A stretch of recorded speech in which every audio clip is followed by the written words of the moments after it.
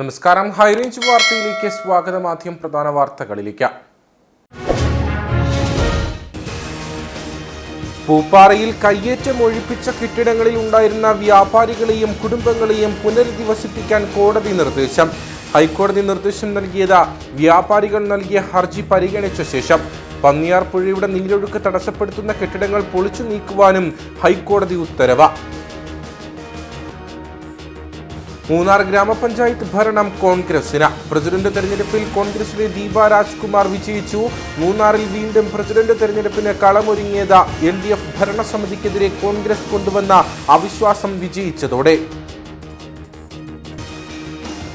കട്ടപ്പനയിൽ നടന്ന CPI general body യോഗം ദേശീയ എക്സിക്യൂട്ടീവ് കമ്മിറ്റി അംഗം അഡ്വക്കേറ്റ് K പ്രകാശ് ബാബു ഉദ്ഘാടനം ചെയ്തു. നരേന്ദ്രമോദിയുടെ ഭരണം കൊണ്ട് രാജ്യത്തിന്റെ കടം 3 ഇരട്ടിയായതാണ് ഏക നേട്ടമെന്ന വിമർശനം.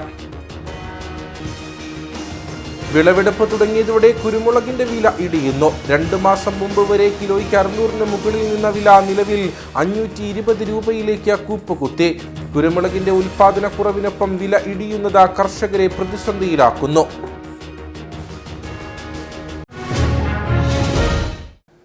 വിശദമായ വാർത്തകളിലേക്ക്.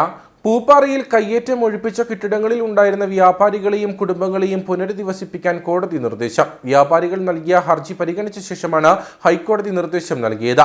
പന്നിയാർ പുഴയുടെ നീരൊഴുക്ക് തടസ്സപ്പെടുത്തുന്ന കെട്ടിടങ്ങൾ പൊളിച്ചു നീക്കുവാനും ഹൈക്കോടതി ഉത്തരവിട്ടു. പൂപ്പാറയിൽ റവന്യൂ വകുപ്പ് സീൽ ചെയ്ത കെട്ടിടങ്ങളിൽ തുടർ വ്യാപാരം നടത്തുവാനുള്ള അനുമതിക്കായി വ്യാപാരികൾ ഹൈക്കോടതിയെ സമീപിച്ചിരുന്നു.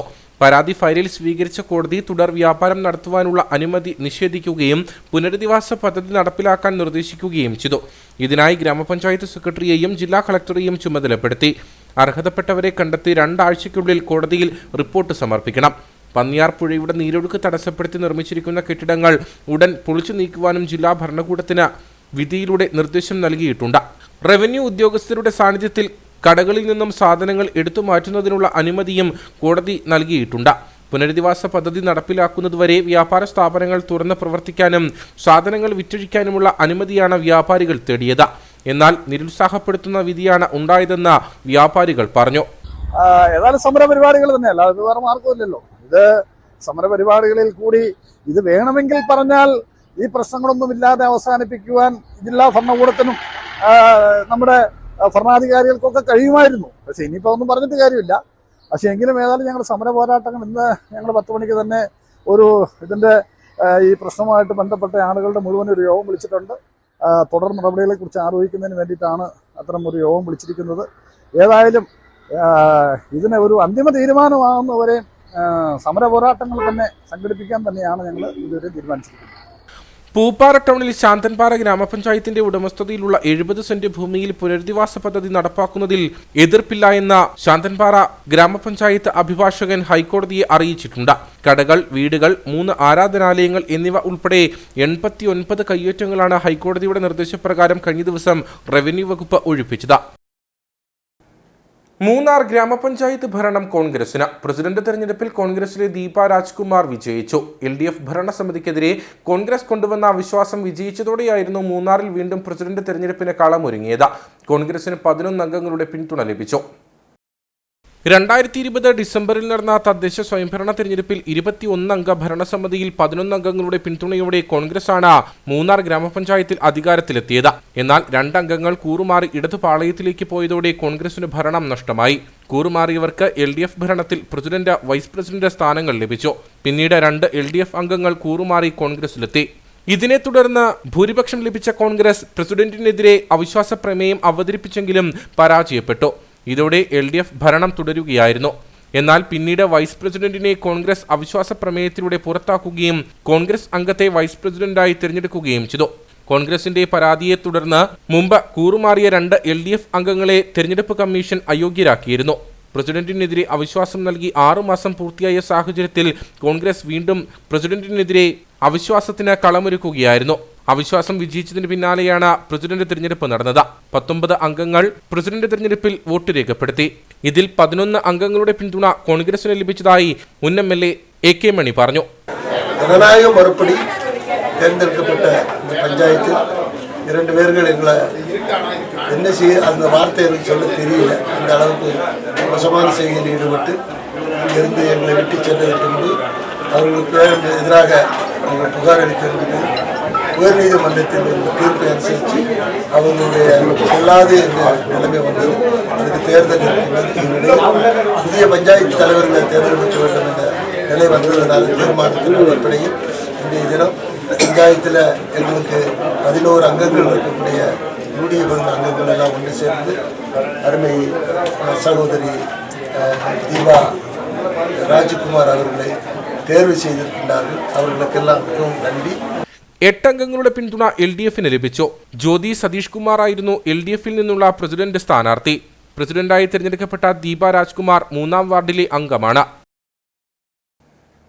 നരേന്ദ്രമോദിയുടെ 10 വർഷത്തെ ഭരണം കൊണ്ട് രാജ്യത്തിന്റെ കടം 3 ഇരട്ടിയായതാണ് ഭരണ നേട്ടമെന്ന് CPI ദേശീയ എക്സിക്യൂട്ടീവ് കമ്മിറ്റി അംഗം അഡ്വക്കേറ്റ് കെ പ്രകാശ് ബാബു കട്ടപ്പനയിൽ സംഘടിപ്പിച്ച CPI ജനറൽ ബോഡി യോഗം ഉദ്ഘാടനം ചെയ്ത് സംസാരിക്കുകയായിരുന്നു അദ്ദേഹം. ഇന്ത്യ സ്വാതന്ത്ര്യം പ്രാപിച്ചതിനു ശേഷം 2014 വരെ ഉണ്ടായ കടം 55 ലക്ഷം കോടി രൂപയായിരുന്നു. നരേന്ദ്രമോദിയുടെ ഭരണം വന്നതിൽ പിന്നെ 9 വർഷം കൊണ്ടിത് 168 ലക്ഷം കോടി രൂപയായി വർദ്ധിച്ചെന്ന അഡ്വക്കേറ്റ് കെ പ്രകാശ് ബാബു പറഞ്ഞു. 6 വർഷത്തെ BJP ഗവൺമെൻറ്റുകളും അതിനു മുമ്പുണ്ടായിരുന്ന ജനതാദളിൻ്റെ ഗവൺമെൻറ്റും അതിനിടയ്ക്കുണ്ടായ ഇടതുപക്ഷവും കൂടി സപ്പോർട്ട് ചെയ്ത ഗവൺമെൻറ്റും എല്ലാം കൂടി വന്നിട്ട് പോലും ഇന്ത്യക്കുണ്ടായിരുന്ന കടം 55 ലക്ഷം കോടിയുണ്ടായിരുന്നു. ഈ 9 വർഷം കൊണ്ട് നരേന്ദ്രമോദിയുടെ സർക്കാർ ഇന്ത്യയുടെ കടം 168 ലക്ഷം കോടി രൂപയായി വർദ്ധിപ്പിച്ചു. 55 നിന്ന് 168 ഒരു പോക്ക് പോയി. ഇന്ത്യ രാജ്യം ഭീമമായ കടത്തിലേക്ക് പോകുന്നു എന്ന് മാത്രമല്ല, ഇന്ത്യ രാജ്യത്തിൻ്റെ കടം ഞങ്ങളെ ആശങ്കപ്പെടുത്തുന്നു എന്ന് IMF ഇൻ്റർനാഷണൽ മോണിറ്ററി ഫണ്ട് അവരുടെ സ്റ്റേറ്റ്മെൻറ്റിൽ കൂടി പറയുകയും ചെയ്തു. ഒരു കുടുംബത്തിന് 15 ലക്ഷം രൂപ അവരുടെ അക്കൗണ്ടിൽ ഇട്ട് കൊടുക്കുമെന്ന് പറഞ്ഞ നരേന്ദ്രമോദിക്ക് ഒരു നയാ പൈസ ഇട്ട് കൊടുക്കാൻ കഴിഞ്ഞില്ല എന്ന് മാത്രമല്ല, ഇപ്പോഴാ സ്ഥാനത്ത് വന്നിരിക്കുന്ന എന്താണെന്ന് ചോദിച്ചാൽ, ഈ 168 ലക്ഷം കോടി രൂപയുടെ കടം ഇന്ത്യക്കുണ്ടെന്ന് പറയുമ്പോൾ ഇന്ത്യയിലെ ഓരോ പൗരനും 1,09,373 കോടി രൂപയുടെ കടക്കാരനാണ് ഞാനും നിങ്ങളും എല്ലാം. തെരഞ്ഞെടുപ്പ് മുന്നിൽ കണ്ട് പാർട്ടിയുടെ നയം പ്രവർത്തകരിൽ എത്തിക്കാനാണ് ജനറൽ ബോഡി യോഗം സംഘടിപ്പിക്കുന്നത്. കട്ടപ്പനയിൽ നടന്ന യോഗത്തിൽ CPI ഇടുക്കി ജില്ലാ സെക്രട്ടറി K സലിംകുമാർ അധ്യക്ഷനായിരുന്നു. CPI സംസ്ഥാന അസിസ്റ്റന്റ് സെക്രട്ടറി PP സുനീർ, സംസ്ഥാന കൗൺസിൽ എക്സിക്യൂട്ടീവ് കമ്മിറ്റി അംഗം KK അഷ്റഫ്, സംസ്ഥാന കൗൺസിൽ അംഗങ്ങളായ KK Sivaraman, VK Dhanapal, Jose Philip, Jaya Madhu, ES Bijimol, P Palanivel, Prince Mathew, P Muthupandi, CU Joy, VR Sasi, NK Priyan തുടങ്ങിയവർ സംസാരിച്ചു. വണ്ടിപ്പെരിയാർ വള്ളക്കടവിൽ ഛർദിയെ തുടർന്ന് മരിച്ച 5 വയസ്സുകാരിക്ക് നാട് കണ്ണീരിൽ കുതിർന്ന യാത്രാമൊഴി നൽകി. വള്ളക്കടവ് കൊക്കക്കാട് പാറവീട്ടിൽ ഷിജോ അംബിക ദമ്പതികളുടെ മകൾ ആര്യയാണ് കഴിഞ്ഞ ദിവസം മരിച്ചത്. കഴിഞ്ഞ ദിവസം മുത്തച്ഛനൊപ്പം ഗവിയിൽ പോയ ആര്യ അവിടെ നിന്നും ഐസ്ക്രീം വാങ്ങി കഴിച്ചിരുന്നു. തിരികെ വീട്ടിലെത്തിയ ശേഷം കുട്ടിക്ക് വൈകുന്നേരത്തോടെ ഛർദി അനുഭവപ്പെട്ടു. തുടർന്ന് കുട്ടിയെ വള്ളക്കടവിലെ സ്വകാര്യ ആശുപത്രിയിൽ പ്രവേശിപ്പിക്കുകയും പ്രാഥമിക ചികിത്സ നൽകിയ ശേഷം വീട്ടിലേക്ക് തിരിച്ചെത്തുകയും ചെയ്തു. എന്നാൽ വീട്ടിലെത്തിയ ശേഷവും കുട്ടി ഭക്ഷണം കഴിച്ച ശേഷം വീണ്ടും ഛർദിക്കുകയായിരുന്നു. തുടർന്ന് കുട്ടിയെ വീണ്ടും വള്ളക്കടവിലെ സ്വകാര്യ ആശുപത്രിയിൽ ചികിത്സയ്ക്കായി എത്തിച്ചു. ഇവിടെ നിന്നും പ്രാഥമിക ചികിത്സ നൽകിയ ശേഷം വിദഗ്ധ ചികിത്സയ്ക്കായി പീരുമേട് താലൂക്ക് ആശുപത്രിയിലേക്ക് എത്തിച്ചെങ്കിലും മരണം സംഭവിച്ചിരുന്നു. തുടർന്ന് ഭക്ഷ്യവിഷബാധയാണ് മരണത്തിന് കാരണമെന്ന ഡോക്ടർമാരുടെ പ്രാഥമിക നിഗമനത്തെ തുടർന്ന് കുട്ടിയുടെ മൃതദേഹം പോസ്റ്റ്മോർട്ടത്തിനായി ഇടുക്കി മെഡിക്കൽ കോളേജിലേക്ക് മാറ്റി. പോസ്റ്റ്മോർട്ടത്തിന് ശേഷം ബന്ധുക്കൾക്ക് വിട്ടു നൽകിയ മൃതദേഹം വള്ളക്കടവിലെ വീട്ടിലെത്തിച്ചു. തുടർന്ന് രാവിലെ 9 മണിയോടുകൂടി 5 വയസ്സുകാരി ആര്യയുടെ മൃതദേഹം വള്ളക്കടവ് CSI ദേവാലയ സെമിത്തേരിയിൽ സംസ്കരിച്ചു. അകാലത്തിൽ ജീവൻ പൊലിഞ്ഞ പിഞ്ചോമനയ്ക്ക് അന്ത്യാഞ്ജലി അർപ്പിക്കുന്നതിനായി ജനപ്രതിനിധികളും നാട്ടുകാരുമടക്കം വൻ ജനാവലി വീട്ടിലെത്തിയിരുന്നു. പോസ്റ്റ്മോർട്ടം റിപ്പോർട്ടിൽ മരണകാരണം വ്യക്തമാകാത്തതിനാൽ ആന്തരിക അവയവങ്ങൾ ഫോറൻസിക് പരിശോധനയ്ക്കായി അയച്ചിട്ടുണ്ട്. ഇവിടെ നിന്നുമുള്ള റിപ്പോർട്ട് ലഭിച്ചാൽ മാത്രമേ കുട്ടിയുടെ മരണകാരണം വ്യക്തമാകുകയുള്ളൂ. ഉപ്പുതറയിൽ ഓട്ടോറിക്ഷയും ബൈക്കും കൂട്ടിയിടിച്ച യുവാവ് മരിച്ചു. ഉപ്പുതറ 9 ഏക്കർ കോളനി കുളത്തിൻകാലായിൽ ശ്രീനിവാസിന്റെ മകൻ അജിത്താണ് മരിച്ചത്. പരപ്പ് ഉപ്പുതറ റൂട്ടിൽ ബുധനാഴ്ച രാത്രി 8:30യോടെയാണ് അപകടമുണ്ടായത്. ഉപ്പുതറയിൽ നിന്നും പരപ്പിലേക്ക് വരികയായിരുന്ന ഓട്ടോറിക്ഷയും പരപ്പിൽ നിന്നും ഉപ്പുതറയ്ക്ക് വരികയായിരുന്ന ബൈക്കും തമ്മിലാണ് കൂട്ടിയിടിച്ചത്. ഇടിയുടെ ആഘാതത്തിൽ ബൈക്കിലിരുന്ന യുവാക്കൾ തെറിച്ച് 50 മീറ്റർ താഴ്ചയുള്ള കുഴിയിലേക്ക് വീഴുകയായിരുന്നു. അപകടത്തിൽ മരിച്ച അജിത്തിന്റെ ഒപ്പം ബൈക്കിൽ യാത്ര ചെയ്തിരുന്ന നിരപ്പേക്കട പാലാപ്പറമ്പിൽ ജിഫിന് പരിക്കേറ്റിട്ടുണ്ട്. ഇയാൾ കോട്ടയം മെഡിക്കൽ കോളേജിൽ ചികിത്സയിലാണ്. വണ്ടിപ്പെരിയാർ 62-ാം മൈലിന് സമീപം ശബരിമല തീർത്ഥാടകരുടെ വാഹനം നിയന്ത്രണം വിട്ട 3 വാഹനങ്ങളിൽ ഇടിച്ച് അപകടം. തമിഴ്നാട്ടിലേക്ക് പോകുകയായിരുന്ന അയ്യപ്പ ഭക്തരുടെ വാഹനത്തിന്റെ ഡ്രൈവർ ഉറങ്ങിപ്പോയതാണ് അപകട കാരണം. ആർക്കും പരിക്കുകളില്ല. ശബരിമല തീർത്ഥാടനത്തിന് ശേഷം തമിഴ്നാട്ടിലേക്ക് മടങ്ങുകയായിരുന്ന ടാറ്റ ഇൻഡിക്കക്കാരാണ് വണ്ടിപ്പെരിയാർ 62-ാം മൈലിന് സമീപം നിയന്ത്രണം വിട്ട് അപകടത്തിൽപ്പെട്ടത്. ഡ്രൈവർ ഉറങ്ങിപ്പോയതാണ് അപകട കാരണം. ഇതോടെ അയ്യപ്പ ഭക്തരുടെ വാഹനം 3ഓളം വാഹനങ്ങളിൽ ഇടിച്ചു. അപകടത്തെ തുടർന്ന് ഏറെ നേരം ഗതാഗതവും തടസ്സപ്പെട്ടു. തുടർന്ന് വണ്ടിപ്പെരിയാർ പോലീസ് സ്ഥലത്തെത്തി മേൽ നടപടികൾ സ്വീകരിച്ചു. അപകടത്തിൽ ആർക്കും പരിക്കുകളില്ല.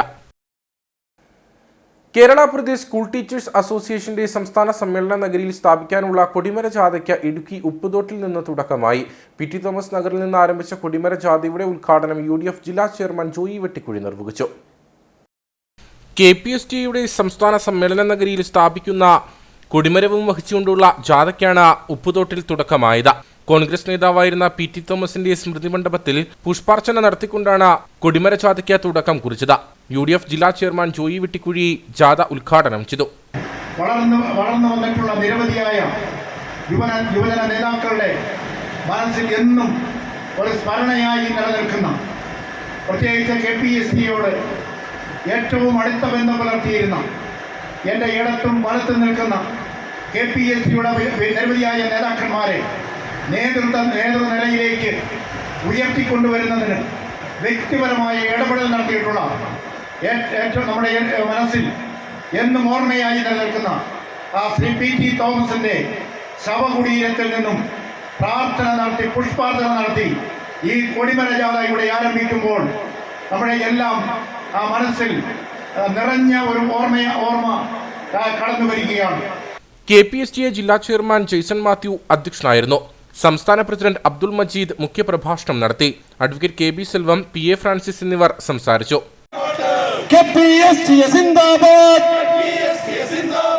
സംസ്ഥാന സമ്മേളന സിന്ദാബാദ്, കൊടിമര ജാഥ സിന്ദാബാദ്.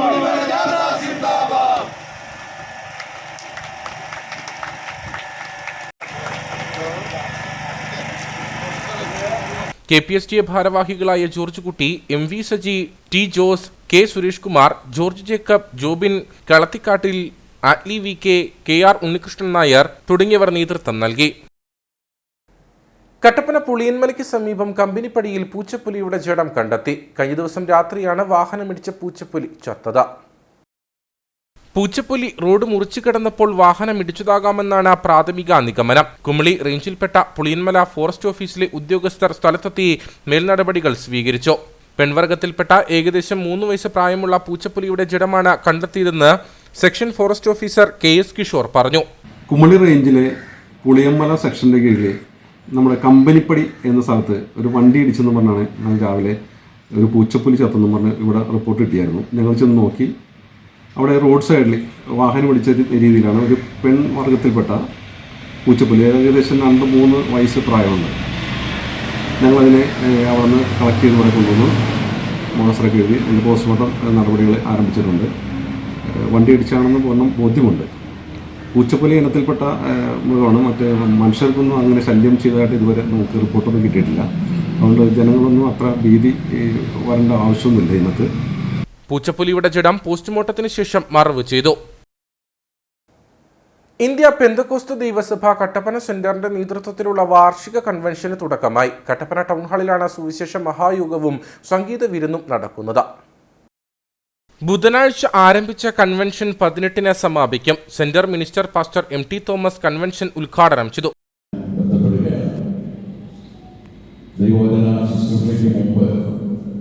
പല കാര്യങ്ങളിൽ സമയമെടുത്ത് മുന്നോട്ട് പോകുമ്പോൾ നമുക്ക് പറയുന്നത് ദൈവവചന ശുശ്രൂഷയാണ്. ഒരു പരിധിക്ക് അപ്പുറത്തേക്ക് ശുശ്രൂഷ സമയത്ത് അപ്പുറത്ത് കടക്കാൻ കഴിയത്തില്ല. ഇന്ത്യ പെന്തക്കോസ്ത് ദൈവസഭ കട്ടപ്പന സെന്ററിന്റെ 36ാമത് വാർഷിക കൺവെൻഷനാണ് കട്ടപ്പന ടൗൺ ഹാളിൽ നടക്കുന്നത്. ബ്രദർ സ്റ്റാൻലി റാന്നിയുടെ നേതൃത്വത്തിലാണ് 5 ദിവസങ്ങളിലായി ഗാനശുശ്രൂഷ നടക്കുക. ധ്യാനയോഗം, പവർ കോൺഫറൻസ്, വുമൻസ് ഫെലോഷിപ്പ്, സ്നാന ശുശ്രൂഷ, റിവൈൽ മീറ്റിംഗ്, സൺഡേ സ്കൂൾ സംയുക്ത സമ്മേളനം, സംയുക്ത ആരാധന എന്നിവയാണ് ഈ ദിവസങ്ങളിൽ സംഘടിപ്പിച്ചിരിക്കുന്നത്. എല്ലാ ദിവസവും വൈകിട്ട് 6 മുതൽ 9 വരെയാണ് കൺവെൻഷൻ നടക്കുന്നത്. സുവിശേഷ മഹായോഗത്തിൽ pastor Tom Thomas, pastor Baby Varghese, pastor Paul Gopalakrishnan, pastor KV Abraham, pastor Sam Joseph, pastor Reji, pastor PC Cherian എന്നിവർ പ്രസംഗിക്കും. ഉപ്പുതറ 10 ഏക്കർ ആൽമര ഭദ്രകാളി ക്ഷേത്രത്തിൽ ഈ വർഷത്തെ ഉത്സവം 17 മുതൽ 25 വരെ നടക്കുമെന്ന് ഭരണസമിതി അംഗങ്ങൾ കട്ടപ്പനയിൽ വാർത്താ സമ്മേളനത്തിൽ അറിയിച്ചു. ഉത്സവത്തോടനുബന്ധിച്ച് ആഴിയിറക്കവും മകം തൊഴിലും നടക്കും. വിപുലമായ രീതിയിലാണ് ഇത്തവണ ഉത്സവ പരിപാടികൾ സംഘടിപ്പിച്ചിരിക്കുന്നത്. ഫെബ്രുവരി 17 മുതൽ 25 വരെ മകം തൊഴിൽ മഹോത്സവവും ശ്രീമദ് ഭാഗവത സപ്താഹയജ്ഞവും ആഴിയിറക്കവും വിപുലമായ പരിപാടികളോടെയാണ് ക്ഷേത്രത്തിൽ സംഘടിപ്പിച്ചിരിക്കുന്നത്. ദേവീനാരായണ ഭക്തജനങ്ങളെ, ഉപ്പുതറ ആൽമര ഭദ്രകാളി ക്ഷേത്രത്തിലെ എല്ലാ വർഷവും പോലും ഈ വർഷവും ഉത്സവം നടത്തപ്പെടുകയാണ്. 17-ാം തീയതി രാവിലെ കൊടിമറ ഘോഷയാത്ര, തുടർന്ന് വൈകുന്നേരം കൊടിയേറ്റും, തുടർന്ന് ആഴി ഇറങ്ങുന്നവരുടെ കാപ്പുകെട്ട് ഉണ്ടായിരിക്കുന്നു. അതിനുശേഷം യജ്ഞാചാര്യൻ അജിത് തിരുമേനി അവരുടെ ഭാഗവത മഹാത്മ്യ പ്രഭാഷണം നടത്തപ്പെടുകയാണ്. മൂക്കുളം വിജയൻ തന്ത്രികൾ ക്ഷേത്ര ചടങ്ങുകൾക്ക് നേതൃത്വം വഹിക്കും. 17-ന് രാവിലെ 10:30 കൊടിമര ഘോഷയാത്ര ക്ഷേത്രത്തിലേക്ക് പുറപ്പെടും. തുടർന്ന് 7:30 കൊടിയേറ്റു നടക്കും.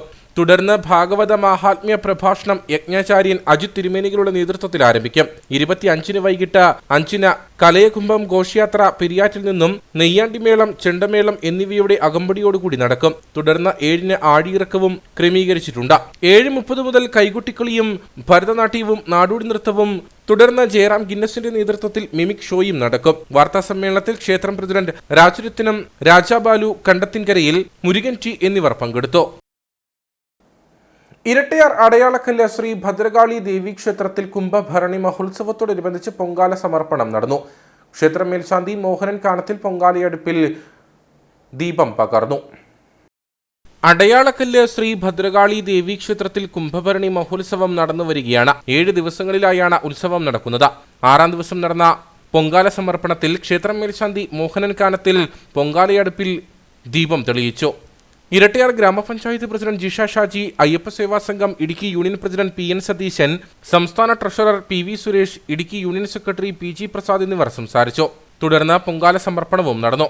ക്ഷേത്രം president KG Vasudevan Nair, vice president Manoj Kumar, secretary Satheesh Kumar, Sivadas Puthuparambil, Sreekanth Idattayil എന്നിവർ നേതൃത്വം നൽകി. മലയോര ഹൈവേ നിർമ്മാണത്തിന്റെ ഭാഗമായി ഏലപ്പാറ പരപ്പ് റൂട്ടിൽ ഗതാഗത നിരോധനം ഏർപ്പെടുത്താനുള്ള തീരുമാനം പിൻവലിച്ചതായി അധികൃതർ അറിയിച്ചു. KSRTC ഉൾപ്പെടെ ഇതുവഴിയുള്ള എല്ലാ ഗതാഗതവും പൂർണ്ണമായും നിരോധിക്കാനായിരുന്നു തീരുമാനം. വാഹനങ്ങൾ വഴിതിരിച്ചുവിട്ടത് മേരികുളം കൂരാമ്പാറ പാലത്തിൽ വലിയ ഗതാഗത തടസ്സത്തിനും കാരണമായി.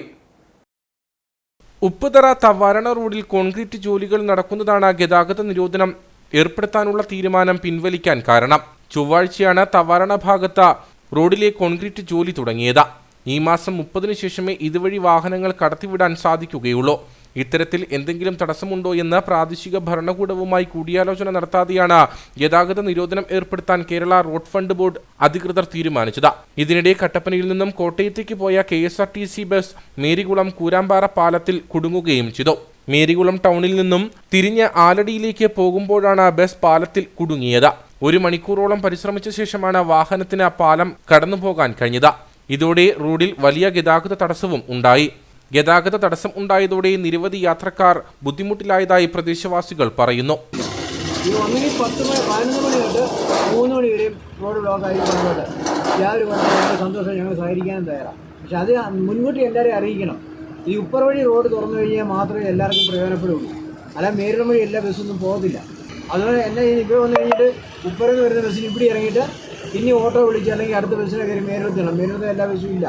ട്രാൻസ്പോർട്ടുകാരൻ വാഗമൺ വഴിയാണ് പോകുന്നത്. എത്ര കിലോമീറ്റർ ചുറ്റിയാണ് പോകുന്നത്? ഇത്ര ഈ പരപ്പ് മുതൽ ഏലപ്പാറ വരെയുള്ള എങ്ങനെ പോകും? മറ്റ് ബൈറോഡുകൾ നിലവിൽ ഉപയോഗിക്കാൻ സാധിക്കാത്തതിനാലാണ് ഗതാഗത നിരോധനം ഏർപ്പെടുത്താനുള്ള തീരുമാനം പിൻവലിച്ചത്. എന്നാൽ ആലടി ഭാഗത്ത് പാറ അടർന്നു വീണതോടെ വീണ്ടും ഗതാഗത നിയന്ത്രണം ഏർപ്പെടുത്തിയിരുന്നു. റോഡിലേക്ക് അടർന്നു വീണ പാറകൾ മാറ്റിയ ശേഷം പ്രധാന വഴി തന്നെ ഗതാഗതം പുനർക്രമീകരിക്കാനാണ് അധികൃതരുടെ നീക്കം. ഒപ്പം ഉപ്പുതറ തവരണ റോഡ് ഗതാഗത യോഗ്യമാകുന്ന മുറയ്ക്ക് വാഹനങ്ങൾ ബൈറോഡുകൾ വഴി തിരിച്ചുവിടും. വാഗമൺ വെള്ളികുളം സെന്റ് ആന്റണീസ് ഹൈസ്കൂളിന്റെ പ്ലാറ്റിനം ജൂബിലി സമാപനവും വാർഷികാഘോഷവും സംഘടിപ്പിച്ചു. പാലാ രൂപതാ മെത്രാൻ മാർ ജോസഫ് കല്ലറങ്ങാട്ട് പരിപാടി ഉദ്ഘാടനം ചെയ്തു. ഇടവക വികാരിയായിരുന്ന ഫാദർ ജോൺ പ്ലാത്തോട്ടത്തിന്റെ നേതൃത്വത്തിൽ നടത്തിയ ശ്രമഫലമായാണ് 1949 വെള്ളിക്കുളത്ത് സെന്റ് ആന്റണീസ് സ്കൂൾ സ്ഥാപിതമായത്. പ്രൈമറി സ്കൂളായി പ്രവർത്തനം ആരംഭിക്കുകയും പിന്നീട് അന്നത്തെ സ്കൂൾ മാനേജർ ഫാദർ ജോൺ പ്ലാക്കുലിന്റെ പ്രയത്നത്താൽ 1960 UP സ്കൂളായും തുടർന്ന് മാനേജറായിരുന്ന ഫാദർ പോൾ പഴയമ്പള്ളിയുടെ ശ്രമഫലമായി 1968 ഹൈസ്കൂളായും സ്കൂളിനെ ഉയർത്തി. സ്കൂളിന്റെ പ്ലാറ്റിനം ജൂബിലി സമാപനവും വാർഷിക ആഘോഷവുമാണ് വെള്ളികുളം പാരിഷ് ഹാളിൽ സംഘടിപ്പിച്ചത്. വാർഷികാഘോഷം പാലാ രൂപതാ മെത്രാൻ മാർ ജോസഫ് കല്ലറങ്ങാട്ട് ഉദ്ഘാടനം ചെയ്തു.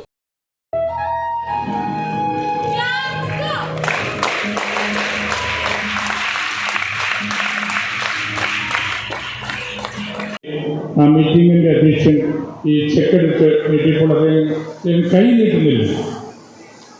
കൈ നീട്ടാത്തപ്പോൾ അദ്ദേഹം പറഞ്ഞു, ഇത് ഇങ്ങനെയുള്ള സമ്മാനമാണ്, കൈക്ക് കുഴപ്പമൊന്നുമില്ലല്ലോ, കൈ നീട്ടണം. നല്ല അലസനാണല്ലോ പുള്ളി. അദ്ദേഹം പറഞ്ഞു, കൈ നീട്ടുന്നത് ഒരു അധ്വാനമാണല്ലോ, കൈ ഇങ്ങനെ നീട്ടണമല്ലോ, അതുകൊണ്ട് എൻ്റെ പോക്കറ്റിലേക്ക് ഇട്ടാൽ അദ്ദേഹം പറഞ്ഞ് അദ്ദേഹം ഇങ്ങനെ ആ യോഗാധ്യക്ഷൻ്റെ അടുത്തേക്ക് ചേർന്ന് തന്നു. വിവിധങ്ങളായ കലാപരിപാടികളോടെയാണ് വാർഷിക ആഘോഷം നടന്നത്. യോഗത്തിൽ വിവിധ വ്യക്തികളെ ആദരിക്കുകയും സ്കോളർഷിപ്പ് വിതരണവും സംഘടിപ്പിച്ചു. കഴിഞ്ഞ 75 വർഷങ്ങളായിട്ട് ലോകത്തിൻ്റെ വിവിധ ഭാഗങ്ങളിലേക്ക് അനേകായിരങ്ങൾക്ക് വിദ്യയുടെ വെളിച്ചം നൽകി പറഞ്ഞയക്കുവാൻ ഈ കലാലയത്തിന് സാധിച്ചിട്ടുണ്ട്. കഴിഞ്ഞ 75 വർഷങ്ങളിൽ വളരെ ശ്രദ്ധേയമായ നേട്ടങ്ങൾ കൈവരിക്കുവാൻ ഈ കലാലയത്തിൽ നിന്നും പഠിച്ചിറങ്ങിയ കുട്ടികൾക്ക് സാധിച്ചിട്ടുണ്ട്. ഈ അവസരത്തിൽ എല്ലാവർക്കും, എല്ലാ പൂർവ്വ വിദ്യാർത്ഥികൾക്കും അഭ്യുദയകാംക്ഷികൾക്കും ഈ പ്ലാറ്റിനം ജൂബിലിയുടെ എല്ലാ മംഗളങ്ങളും ഹൃദയപൂർവ്വം നേരുകയാണ്. പാലാ രൂപത corporate educational agency secretary father George Pullukalayil, school manager father Michael Vadakkekara, headmaster Jo Sebastian, ജില്ലാ പഞ്ചായത്ത് അംഗം അഡ്വക്കേറ്റ് ഷോൺ ജോർജ്, തീക്കോയി ഗ്രാമപഞ്ചായത്ത് പ്രസിഡന്റ് KC ജെയിംസ്, മലയാള ഭാഷാ മാർഗനിർദ്ദേശ സമിതി അംഗം ചാക്കോസി Poriyath, PTA president MJ Dias, Omana Gopalan, Sruthi Pradeep, Binoy Joseph, doctor Nivi George, K Gopalakrishnan, Teseena Tom എന്നിവർ സംസാരിച്ചു. കാഞ്ചിയാർ നരിയമ്പാറ മന്ന മെമ്മോറിയൽ സ്കൂളിൽ കിഡ്സ് ഫെസ്റ്റ് നടന്നു. പ്രശസ്ത പിന്നണി ഗായകൻ അയിരൂർ ശ്രീകുമാർ ഉദ്ഘാടനം ചെയ്തു. നരിയമ്പാറ മന്ന മെമ്മോറിയൽ സ്കൂളിൽ കിഡ്സ് വണ്ടർലാൻഡ് എന്ന പേരിൽ പ്രവർത്തിക്കുന്ന പ്രീ പ്രൈമറി വിഭാഗം കുട്ടികളുടെ കിഡ്സ് ഫെസ്റ്റാണ് നടന്നത്. ഗായകനും സംവിധായകനുമായ അയിരൂർ ശ്രീകുമാർ കിഡ്സ് ഫെസ്റ്റ് ഉദ്ഘാടനം ചെയ്തു. ഈ കലാവേദിയിൽ വന്നവരെ, സ്നേഹത്തിൻ പുഞ്ചിരി തന്നവരെ, ഈ ദിനത്തിൽ, ഈ ശുഭദിനത്തിൽ സ്വാഗതം, നിങ്ങൾക്ക് സ്വാഗതം, സ്വാഗതം, നിങ്ങൾക്ക് സ്വാഗതം. നിരവധി കുട്ടികൾ കലാപരിപാടികൾ അവതരിപ്പിച്ചു.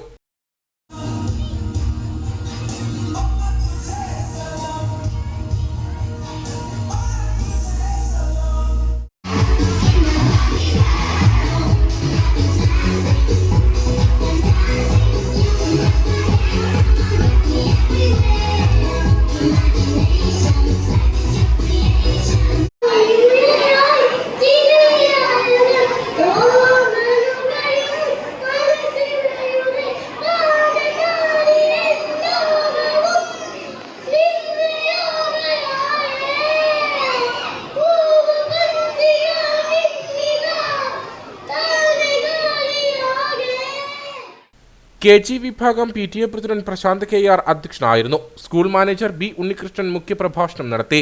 Headmistress K Bindu, D Pradeep Kumar, Binu CP, Shruthi Murali, Anila Raveendran, Rajani Aravindan, Anju Thomas, Anitha Shekhar, PS Pradeep Kumar, Jisha MG, Rajani Aravind തുടങ്ങിയവർ സംസാരിച്ചു. ഇനി നേർക്കാഴ്ചയിലേക്ക്.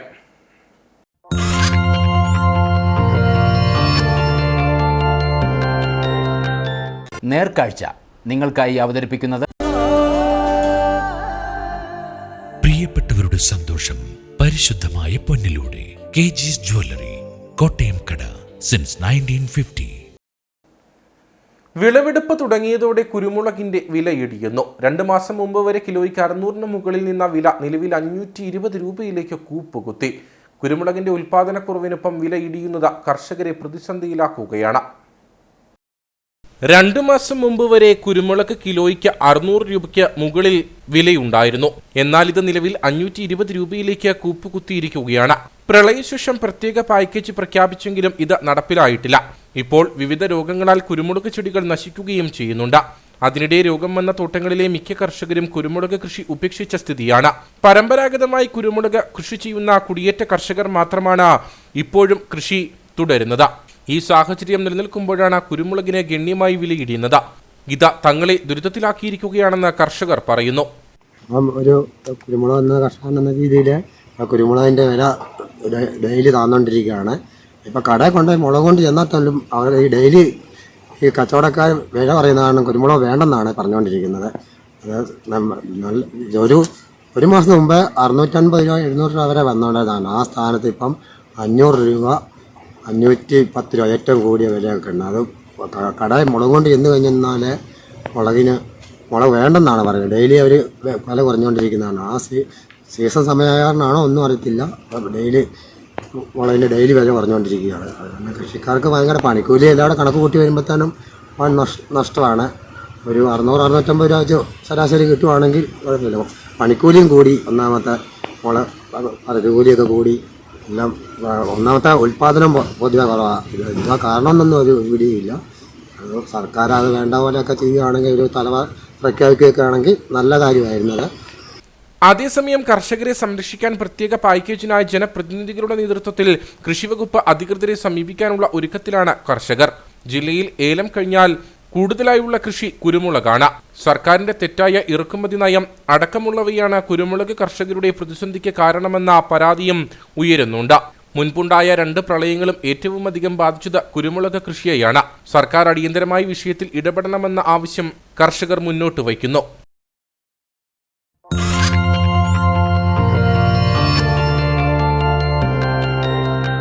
നേർക്കാഴ്ച നിങ്ങൾക്കായി അവതരിപ്പിച്ചത് പ്രിയപ്പെട്ടവരുടെ സന്തോഷം പരിശുദ്ധമായ പൊന്നിലൂടെ കെജിസ് ജ്വല്ലറി, കോട്ടയം കട, സിൻസ് 1950. ഇനി കമ്പോള വില നിലവാരം.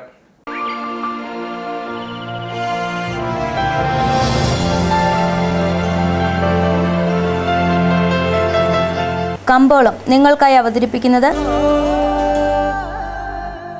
പ്രിയപ്പെട്ടവരുടെ സന്തോഷം പരിശുദ്ധമായ പൊന്നിലൂടെ കെജിസ് ജ്വല്ലറി, കോട്ടയം കട, since 1950. Green house cardamom marketing ഏലക്ക ലേല വിവരം. ആകലോട്ട 235, വിൽപ്പനയ്ക്ക് വന്നത് 65,411, വിൽപ്പന നടന്നത് 63,160, കൂടിയ വില 2,228, ശരാശരി വില 1,522. കട്ടപ്പന കമ്പോളം. കുരുമുളക് കിലോഗ്രാമിന് 530 രൂപ, ഏലം കൂടിയ വില 1,500, ഏലം ശരാശരി വില 1,300. കാപ്പിപ്പരിപ്പ് 260, ഗ്രാമ്പു 960, കൊക്കോ 110, റബ്ബർ 143. സ്വർണം വെള്ളി വിപണി. സ്വർണം ഗ്രാമിന് 5,690 രൂപ, വെള്ളി 74.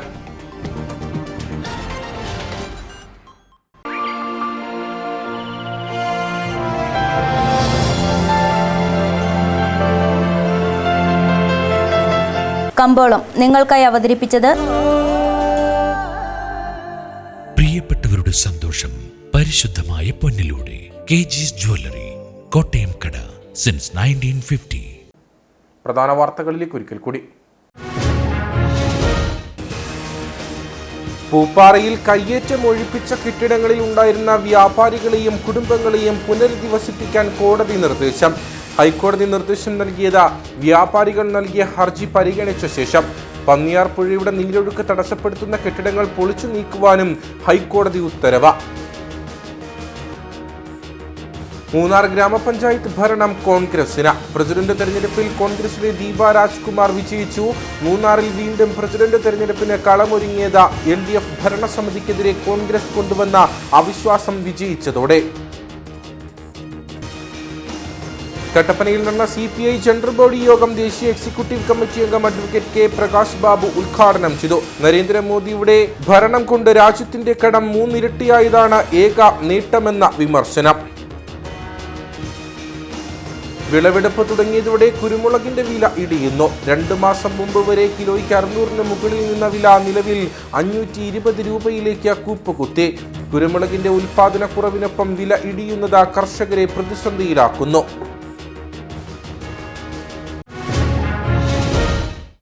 ഇതോടുകൂടി വാർത്താ ബുള്ളറ്റിൻ ഇവിടെ പൂർണ്ണമാകുന്നു. നമസ്കാരം.